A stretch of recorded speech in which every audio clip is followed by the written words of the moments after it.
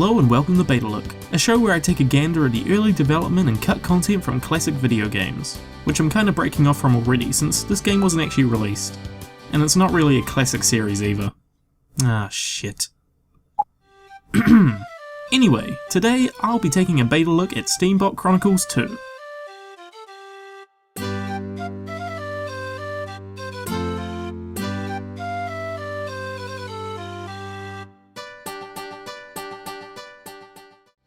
Steambot Chronicles 2, or Poncotsu and Daikatsugeki Bumpy Trot 2 as it's known in Japan, was announced by Irem at the 2006 Tokyo Game Show. The game was going to be a direct sequel to Steambot Chronicles for the PlayStation 2, and everyone far and wide was excited for this. And when I say everyone, I mean like 6 people including myself were excited for it. Unfortunately for us small few, the game was only ever seen again at the 2007 Tokyo Game Show.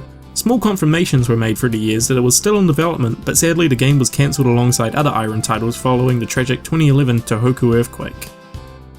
So, raise of hands, who's actually played the first Steambot Chronicles? Well, this is just a recording, so I can't see if you raised your hand or not, so I'm just going to go ahead and explain the premise of it. Steambot Chronicles at its core is an open-ended action RPG featuring mechs, or Trotmobiles as they're called in this world. These Trotmobiles have a stupid name, so I'm just going to keep calling them mechs from now on. These mechs are used for all forms of tasks in the game, such as travelling, fighting, and other weird ways depending on the side quests you take. The hero of the first game, Vanilla, would find one of these abandoned on a beach and start a romantic scrap metal adventure through this magical world of mechs and cheesy pop songs. Secretly, I really love these songs. Now the first build of Steambot Chronicles 2 that we saw at TGS looks to be built straight from the previous game's engine and was still running on the PlayStation 2 at this point. Reports say that the game was about 65% complete at this time.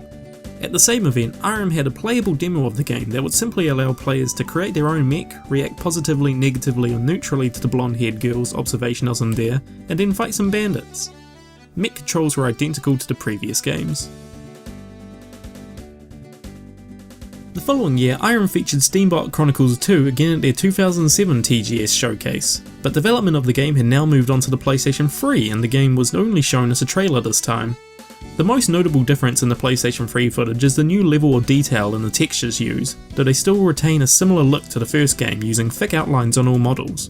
Personally, I'm really digging what they did with the textures, showing a bit more detail but not getting too carried away and removing the cel-shaded vibe of the first game. Steambot Chronicles 2 would have taken place after the events of the first game, with a new male lead replacing Vanilla as the main character.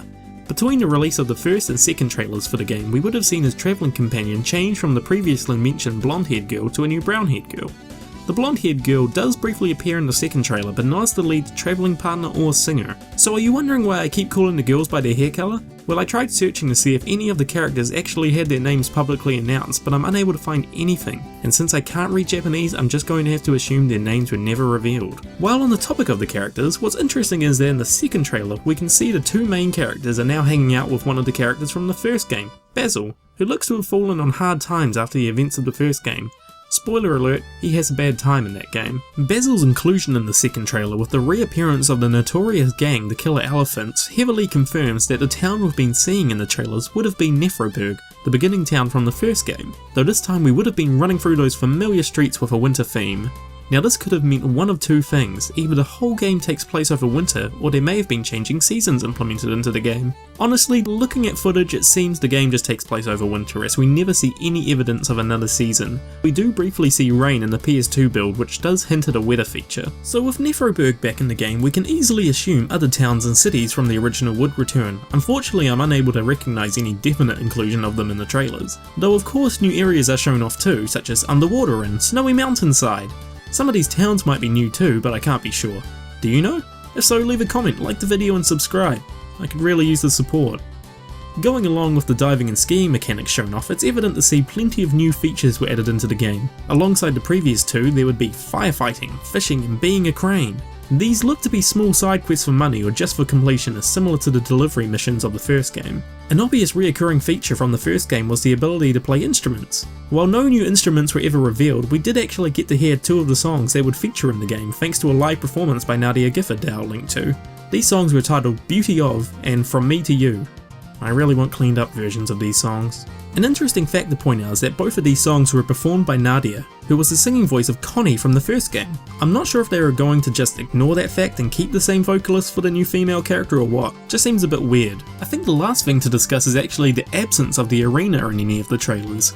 I bring this up simply because a spin-off game in the Steambot series is completely focused on this feature and itself was announced during the production of Steambot Chronicles 2. Now I'm sure it was still in the game, but from what we saw it was never featured. And that's just a shame since I wanted to go to town on some punk mech riders with all these new parts. Since the cancellation of Steambot Chronicles 2, Irem has left the core video game market. This resulted in many of their developers leaving and forming a new video game company under the name Granzella. Recently, they actually bought the rights off Irem to continue work on one of their previous series, Disaster Report. Now I'm not sure if they'll go back to buy the rights to Steambot Chronicles, but as long as Granzella exists, I think there is a glimmer of hope we may one day see another romantic scrap metal adventure. I'm Megajono, and thanks for listening. Hey, thanks for watching the whole video. I guess this is where I'd put links to other stuff I've worked on, but honestly, I've got nothing. But there is more coming, so if you like video games, reviews, top 10s and more of that kind of stuff, you should click that subscribe button. Who knows, this could be the start of a beautiful friendship. Or maybe it's already begun. Just making a little Casablanca and Kingdom Hearts sort of reference there. Shout out to my friends who helped me get started with actually making this video and channel. You know who you are. Much love.